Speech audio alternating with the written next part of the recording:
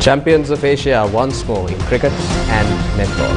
Good evening and welcome. This is Prime Time News on TV1 for the Newsfirst team. I'm Ohchr. Let's start off tonight's bulletin at a look at your headlines for tonight.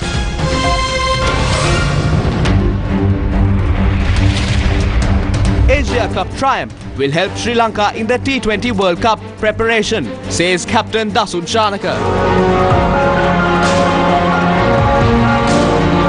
The government will replace the Prevention of Terrorism Act with a more comprehensive national security legislation, says Minister Ali Sabri. India wants full implementation of the 13th Amendment to the Constitution. Actress Damita Ratna released on bail. මේ දමිතා වගේ කෙනෙක් ඒගොල්ලන්ට විවේචනය කරන දරා ගන්න බැරි නම් දේශපාලනයෙන් අයින් වෙන්න මොන වගේ බයගුල්ලෝද උඹලා. Premalal Jayasekara appointed State Minister. Farmers battered by low paddy sales and signs of paddy imports being halted.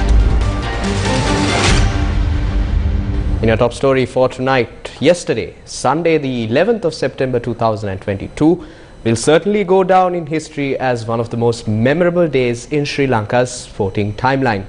Despite the challenging times we are enduring, our men's cricket team and women's netball teams were crowned champions of Asia. Newsfirst's Senitha Senanayaka joins us with the details of all these glorious victories. Yesterday was a phenomenal night for Sri Lankan sports. After 8 long years, Sri Lanka was crowned champions at the Asia Cup 2022 last night. Sri Lanka and Pakistan. The Dubai International Cricket Stadium was packed on Sunday evening with more than 30,000 die-hard cricket fans who were eagerly waiting to witness the clash between Sri Lanka and Pakistan. Pakistan won the toss and decided to invite Sri Lanka to bat first on the Dubai pitch. Astonishingly, Sri Lanka were reduced to 58 for 5 at one point, after which Bhanuka Rajapaksa rode the storm and starred for his team. Bhanuka Rajapaksa teamed up with Wanidhu Hasaranga for a 58-run 6th wicket stand. Wanidhu Hasaranga knocked 35 off 21 with 5 drives to the boundary and 1 6. After his fall, Rajapaksa was joined by Chamika Karunaratne and the duo added 54 runs for the 7th wicket. Bhanuka Rajapaksa starred for his side with an unbeaten 71-run knock in the summit clash. Dasun Shanaka's men finished with a total of 170 runs for the loss of 6 wickets. Takes a single, an excellent just 35 under pressure.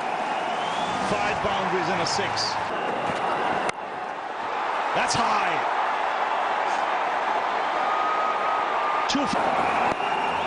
Cheeky, brilliant execution. In the crowd for 6.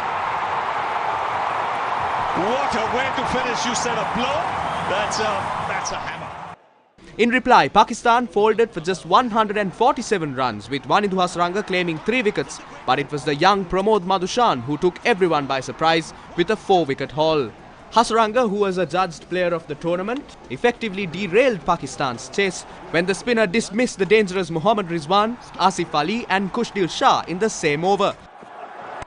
Yes, in the air. But it's swung, again finds the fielders. Brilliant catching. And his back, Hasaranga towards his favourite area. Let's see, straight to the fielder. From Fisher. Body aimed as well. Tries to go. Another one, another one, another one. It taken. On time. Bowled him. He cleans him up. Sri Lanka celebrate. They've gone on to defend 170.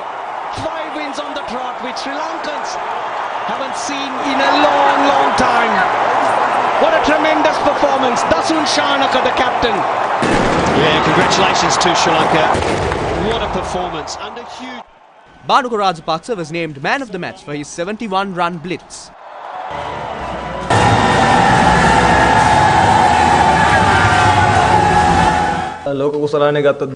We hope to win the World Cup as well. We have a team that is of that potential. Our coaches, selecting staff and senior players have created that environment.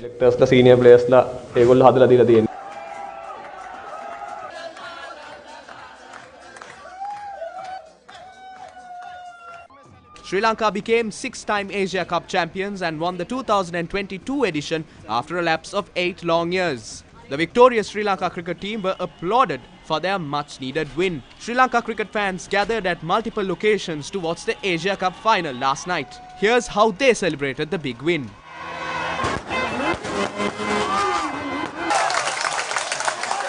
මුලින් ඉඳලම බලාගෙන ඉන්න පුළුවන්. සුපිරි.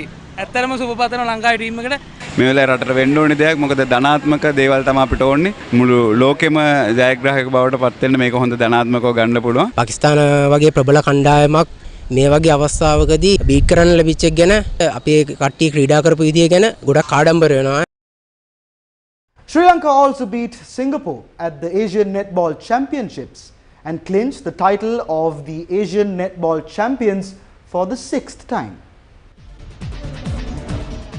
Sri Lanka netball team led by Gayan Marwansa once again performed well to retain the Asian netball crown when they defeated hosts Singapore 63-53 in their Asian Netball Championship final. It was a superb team effort by the Sri Lankan team who fought back to win the final after 4 close quarters. In the first quarter, Singapore won 19-13 with a 6-point difference. However, Sri Lankan players made a real comeback to reduce the margin and Singapore led 30-27 after the second quarter. The Sri Lankans then changed their approach in the third quarter to get the lead, winning 46-38 and getting an 8-point buffer during the third quarter, giving them huge confidence. The fourth and final quarter was dominated by Sri Lanka, winning 17-15, and they emerged champions to retain the title in great style, winning the match 63-53. Sri Lanka legends crushed Australia legends by 38 runs last night at the Road Safety World Series 2022. The Road Safety World Series 2022 match between Sri Lanka legends and Australia legends was played at Green Park Stadium in Kanpur, India. Sri Lanka legends posted a mammoth 218 runs for the loss of 1 wicket thanks to some quick-fire innings from opening duo TM Dilshan with 107 runs and Dilshan Munavira with 95. Australia legends led by Shane Watson chasing 219 for victory could only reach 180 runs as they were bundled out in 18 overs. Nuwan Kulasekara was the pick of the bowlers for Sri Lanka, picking up 4 scalps for 36 runs. News from the 51st UNHRC sessions follows after the short commercial break. Stay tuned. News First. Main sponsor. Anka ege arakshita iti gini petti. Surya gini petti.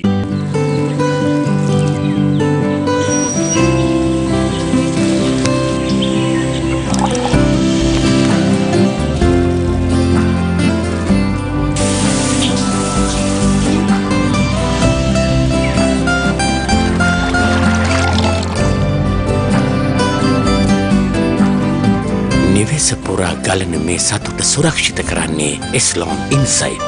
Eslon ජීවයයි ජලයයි ජීවිතේ. Welcome back to the news. The Acting High Commissioner for Human Rights called on states to consider targeted sanctions against alleged perpetrators of human rights violations in Sri Lanka. However, Foreign Minister, President's Counsel Ali Sabri categorically rejected any follow-up measures to the resolution as well as the related recommendations and conclusions by the High Commissioner. All of this happened at the 51st session of the UN Human Rights Council in Geneva, Switzerland.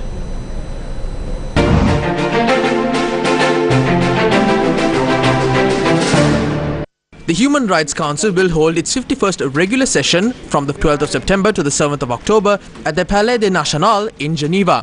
The interactive dialogue on the report of OHCHR on promoting reconciliation, accountability and human rights in Sri Lanka took place today, following the submission on a report by the UN Acting High Commissioner for Human Rights. Nada Al-Nashif, UN Acting High Commissioner for Human Rights, took charge of the proceedings as the term of Michelle Bachelet ceased on the 31st of August. We welcome the government's commitment to provide social protection for the most vulnerable and encourage member states and international financial institutions to ensure that Sri Lanka has fiscal space to fulfill its core economic and social rights obligations in this regard. Continued reports of surveillance and intimidation of civil society organizations, victim groups, human rights defenders, journalists, and former cadre of the Lgte by police, military, and intelligence services are of concern. There has been no further progress to establish the truth about the terrible Easter Sunday bombings of 2019. Ohchr calls for an independent and transparent investigation with international assistance should it be necessary to pursue further lines of inquiry. In particular, the role of the security establishment in a process that guarantees the full participation of victims and their representatives. The High Commissioner has called on states to pursue alternate strategies to advance the accountability at the international level, including through consideration of targeted sanctions against alleged perpetrators, as well as cooperation to initiate prosecutions on the basis of extraterritorial and universal jurisdiction. The Sri Lankan delegation rejected the resolution by the UN Human Rights Council and stressed on domestic truth-seeking mechanisms. The government is extremely sensitive to the socio-economic hardship faced by our people and has initiated immediate multi-pronged measures to ensure their well-being through a provision of supplies essential to the life of the community. A staff-level agreement has been reached with the International Monetary Fund and discussions on debt restructuring are in progress. Sri Lanka remains firmly committed to pursuing tangible progress in the protection of human rights and reconciliation through independent domestic institutions. We are compelled to categorically reject any follow-up measures to the resolution as well as the related recommendation and conclusion by the High Commissioner. We endeavour to establish a credible truth-seeking mechanism within the framework of the Constitution. We will replace the PTA with a more comprehensive national security legislation in accordance with the international best practices. While our immediate concern is economic recovery, advancing human rights of our people is of equal priority. Member states of the United Nations Human Rights Council also made their submissions at the 51st regular session. The Indian delegation notes with concern the lack of measurable progress by government of Sri Lanka on their commitments of a political solution to the ethnic issue through full implementation of the 13th Amendment of the Constitution, delegation of powers to provincial councils, and holding of provincial council elections at the earliest. We are dismayed that in response, violence was used against protesters. We are deeply concerned about the arrest and ongoing detention of protesters under the Prevention of Terrorism Act and continue to call for reform of the Act. China appreciates Sri Lanka's unremitting efforts in actively promoting and protecting human rights, especially in promoting reconciliation and reconstruction and anti-terrorism. As traditional friendly neighbor of Sri Lanka, China firmly supports Sri Lanka in safeguarding national sovereignty and independence, maintaining social stability and realizing economic recovery. We urge respect for human rights and fundamental freedoms, including rights to peaceful assembly and expression. We call for accountability for protest-related violence in line with rule of law and equal access to justice. It is essential that the Prevention of Terrorist Act align with international human rights obligations and commitments to protect fair trial guarantees and other applicable legal protections. Representing Sri Lankan bodies, parliamentarian Kavinda Jayawardena and Attorney at Law Nuwan Bopage also addressed the UNHRC. Easter Sunday attack, which has happened 3 years ago, we request the government to submit and release the Presidential Council report completely to the public and implement all recommendations of the report. And as the government has promised, international investigation to be held on this matter and transparency and accountability. Militarization, 15% of the government expenditure makes it to military, whereas education and health much less. And there have been peaceful protesters who have been suppressed and been arrested. We condemn this process and we thank the High Commissioner for her commitment and assistance for Sri Lanka. The government's violent response to popular protest leaves no room for any optimism about the prospects of meaningful human rights and democratic reforms and accountability under the administration of President Wickremesinghe. Many peaceful protesters, including myself, have been arrested since the new president assumed office. These also include Wasantha Mudalige, the convener of IUSF, Galwawa Siridhamma and Hashan Jeewantha, arrested under PTA, contradicting the de facto moratorium on the use of PTA. We call on government to repeal the PTA. On one hand, there is the suppression of the public that took to the streets against the economic crisis that left millions devastated without the ability to put 3 meals on the table. Then comes an international inquiry against the human rights violations in Sri Lanka. It has come to a point where Sri Lankans are launching complaints against their own nation to the Human Rights Commission. We are aware that the decisions by the Human Rights Commission could have major repercussions on our economy. This could even lead to us losing the GSP Plus as well.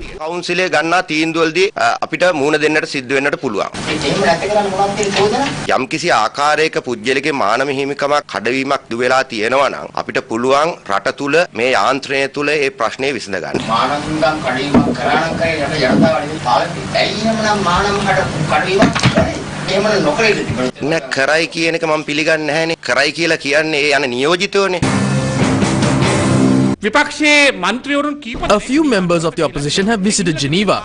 The people rose to send a strong message to the rulers at a time when there was a massive downfall in the implementation of the rule of law in the country.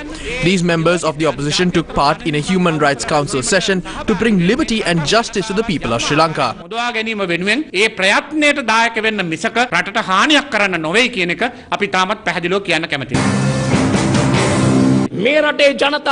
The people of this country are left with no choice but to take their issues to international institutions. That is to seek justice against the inhumane ruling class of Sri Lanka. That is why the citizenry is at the United Nations Human Rights Commission seeking the rights of the mass public that was brought forward by the Aragale.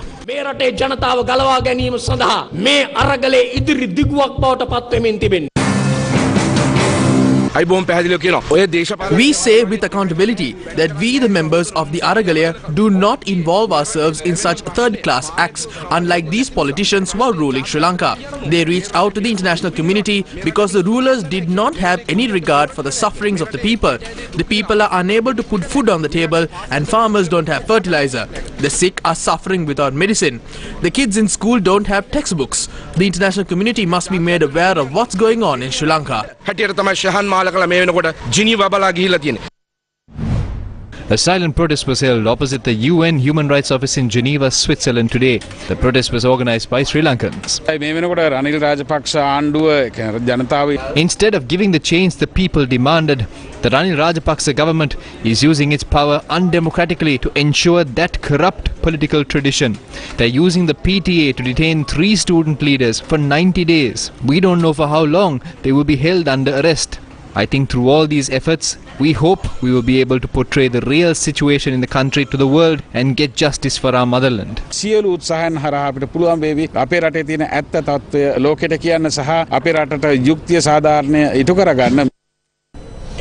Parliamentarian Premalal Jayasekara was appointed the State Minister of Ports and Aviation, becoming the 38th Minister of the current administration. He took oaths in the presence of President Ranil Wickremesinghe at the President's office this morning. Meanwhile, Minister Prasanna Ranatunga hinted that another 10 cabinet ministers are likely to be appointed. I think those ministers must be appointed because there are positions available for 10 more cabinet ministers for it to reach 30. Right now, one minister is in charge of many ministries. It is better if we decentralize this. No one can raise accusations saying it is increasing expenses. If that's the case, then everyone must sacrifice their salaries and parliamentary privileges. But that is not practical.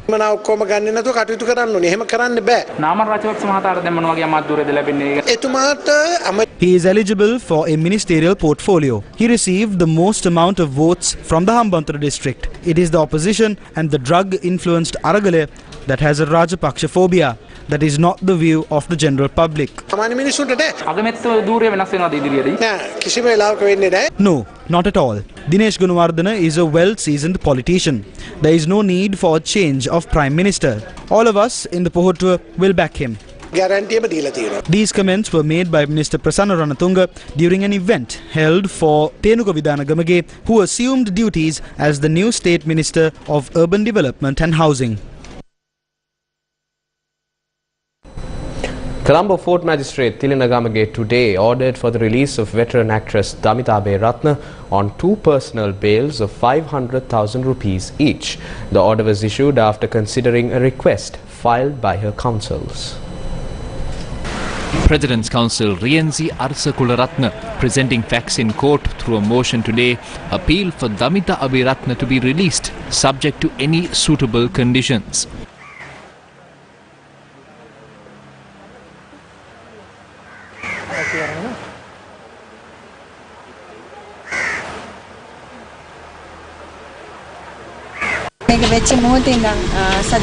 Since I was arrested, Sajith Premadasa, Harini Amarasuriya, M.A. Sumandiran and Harsha De Silva spoke on my behalf in Parliament. Namal Rajapaksa had also called. Hirunika Premachandra visited me. Dallas Alha Peruma visited me today. I wish to thank them sincerely. Dallas Mahatmat Mao Balandawa, A. Depalatat, Magadde Kekatukalam Stuti Kila Kina, Aragalit Javeva. Javeva.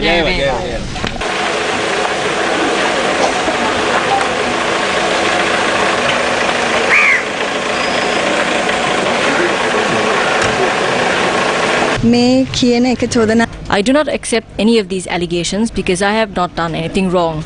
They attempted to arrest me like I was some sort of animal. I was arrested when I agreed to provide a statement on the 9th. This was done as a publicity stunt. Vijay Kumaratunga once said he is a man fighting for justice and fairness against injustice and prejudice. I too will do until my death. And Damita Aberatna has been charged over breaching the President's office on the 14th of July. A group of artists and social activists convened a media briefing earlier today to express their grave concern regarding the government's actions to suppress and remand veteran actress Damita Aberatna and other social activists attached to the Aragalaya. What did Damita and the rest of us do? We exercised our constitutional right. There's nothing illegal in that. We have a right to gather the masses, to exercise the right of the people, to express the people's mandate. It is our duty to do that. And that is exactly what Damita did. And that is what we will continue to do. These politicians should simply resign if they can't stand being criticized for their actions by someone like Damita. See what cowards they are. We went to courts to make an inquiry. They have arrested 4,000 people. What a joke. What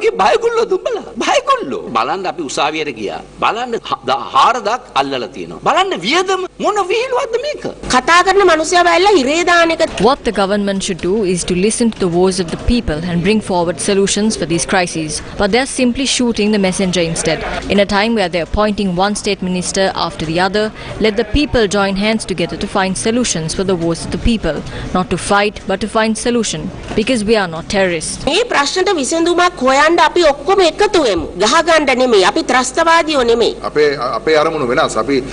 We serve a different purpose. Our purpose is to gather the masses for the service of the people. We know they have come to our neighborhoods to locate us. They could start suppressing us at any given point in time. Not only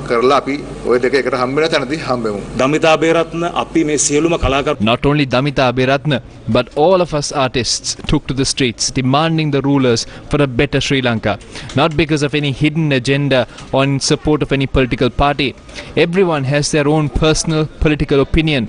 We took to the streets, keeping all that aside because of our love for the country. And now, these artists are being put behind bars for no good reason. These artists have done more for this country than these so-called ministers and parliamentarians. I state with responsibility that none of these artists cared about seeing what was inside the presidential palace. We have seen much nicer things in this world. Do you really expect the people to live in fear without expressing their concerns? Stop this suppression. Fix this country or simply depart. The people of this country will decide who should take this country forward.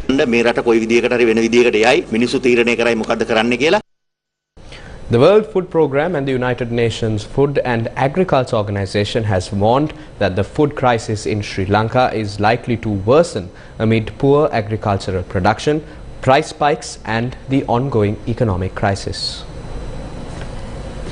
The Food and Agriculture Organization of the UN or FAO and the United Nations World Food Programme or WFP warned today in a new report that an estimated 6.3 million people in Sri Lanka are facing moderate to severe acute food insecurity, and their situation is expected to worsen if adequate life-saving assistance and livelihood support is not provided. The report notes that immediate food assistance and livelihood programs, including through existing social assistance mechanisms, are critical to enable households to access nutritious food, particularly moderately and severely acute food insecure ones.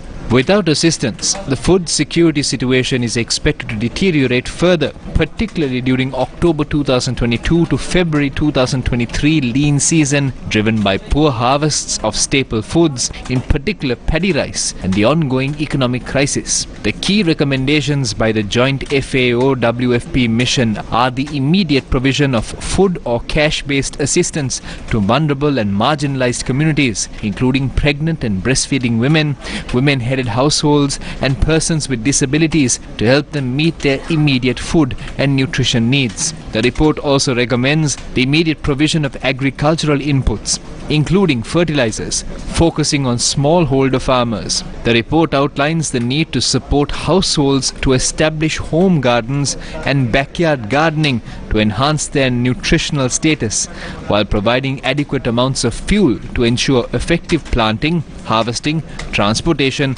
and processing of food crops. Sri Lankan farmers are in turmoil as their paddy is being sold for less than 50% of the production cost. Farmers claim that they spend over 40,000 rupees per paddy field and lament that their produce is being sold for a very low price. The government offered a guaranteed price for paddy, price in Nadu at 120 rupees, Samba at 125 and Kiri Samba at 130. However, farmers say that this is not the case. This warehouse was built spending 10 million rupees in 2019. Not a single grain of paddy has ever seen the inside of this warehouse. A bushel of paddy is going at 30 to 35. It used to be 70. The harvest is low and so is the asking price. If this continues, there will be no farmers left in Sri Lanka. In the recent past, Sri Lankan traders were far more interested in selling imported rice rather than opting for locally produced rice. This led to a total collapse in the purchasing mechanism of locally produced rice, and the imports are also at risk. India banned exports of broken rice and imposed a 20% duty on exports of various grades of rice as the world's biggest exporter of the grain tries to augment supplies and calm local prices after below average monsoon rainfall curtailed planting. Indian media reported that the decision had forced a massive stockpiling of rice within its ports. News First with the people. More news follows after this short commercial break.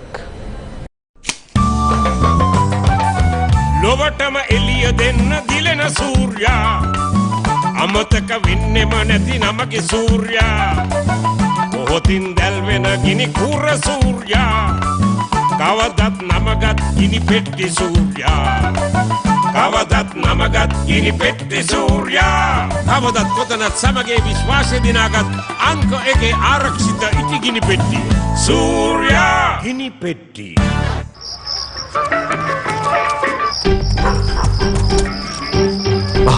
මොකද මහත්තයා මේ නෑ මේ ගෙදර sync එකේ අයි මහත්තයා ස්ලෝන් නෙවෙයිද දැම්මේ හදිස්සියට බාලා පයිප්පයක් දැම්මේ නැද්ද මුදලාලි ඊයේ පෙරේදා කඩේ රිපෙයාර් කරන්න ගෙනාපු ගම් චුට්ටක් මේ වගේ ප්‍රශ්න වලට හොඳම විසඳුම ස්ලෝන් ගම් චුට්ටක් හැබැයි ඉක්මනින් දාගන්න ස්ලෝන් පයිප්පයක් ස්ලෝන් ගම් චුට්ටා හැම ගෙදරකම සිටිය යුතු ජලනල කාර්මිකයා දැන් රංගම ග්‍රොසරියෙන් මිලදී ගන්න.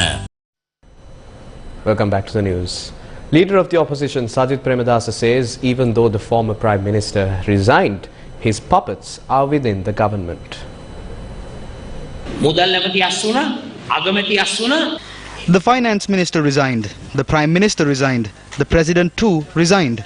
But the Sri Lanka Podujana Peramuna has not resigned. Today, a SLPP government is in power. The new president is appointed by the SLPP. It is a puppet that is in the president's position. Today, it is the SLPP that is making decisions. People in this bankrupt country are suffering.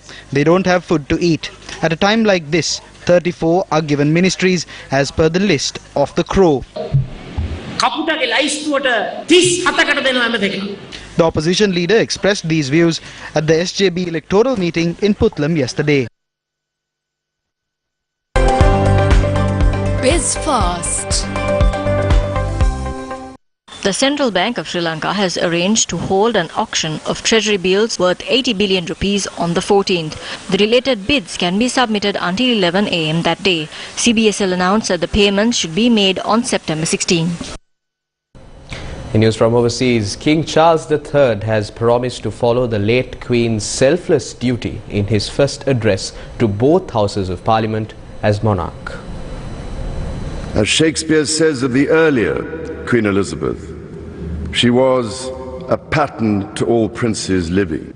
As I stand before you today, I cannot help but feel the weight of history which surrounds us and which reminds us of the vital parliamentary traditions to which members of both houses dedicate yourselves with such personal commitment for the betterment of us all. Parliament is the living and breathing instrument of our democracy. That your traditions are ancient, we see in the construction of this great hall, and the reminders of medieval predecessors of the office to which I have been called, and the tangible connections to my darling late mother.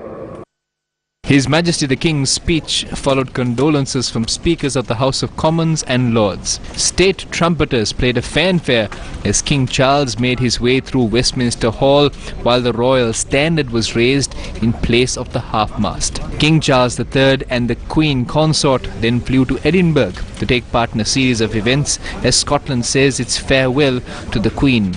The King and members of the royal family will follow the Queen's coffin in a procession along the Royal Mile to St. Giles' Cathedral.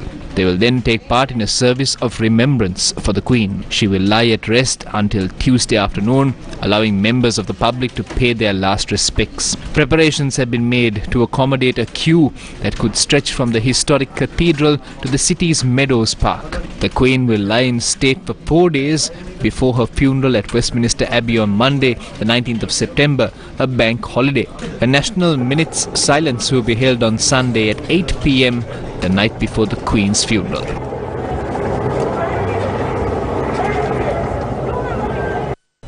Coming back to news from here at home, today is day 8 of the 4th edition of the Divisavya program supported by LOLC Holdings, seeking to support the most impoverished communities in Sri Lanka. Today the program was carried out centering the Categorically district. The program was launched today at the Varakapula Divisional Secretariat in the Categorically district. Essential relief packs were delivered to families in need that were identified in the Categorically district.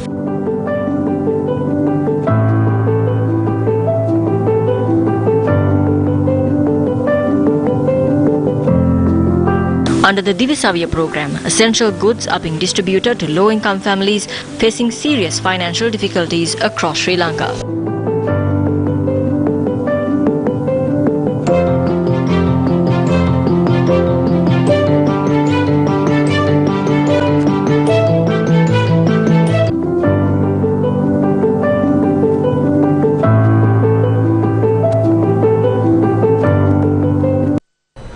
A delegation led by the chief incumbent of the Belangwila Rajamahavihara, Venerable Belangwila Dhammaratana Thera, visited the 68th Brigade in Podukudiripu today to distribute dry rations to 125 poverty-stricken families in Mullatiu.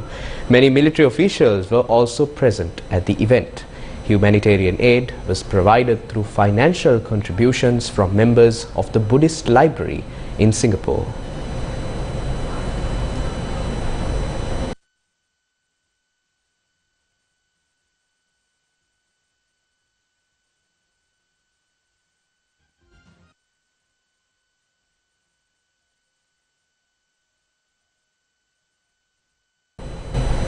And that's a wrap of Primetime News here on TV1 with Newsfirst team. I'm Zama Ratnayaka. Take care, stay safe, and good night.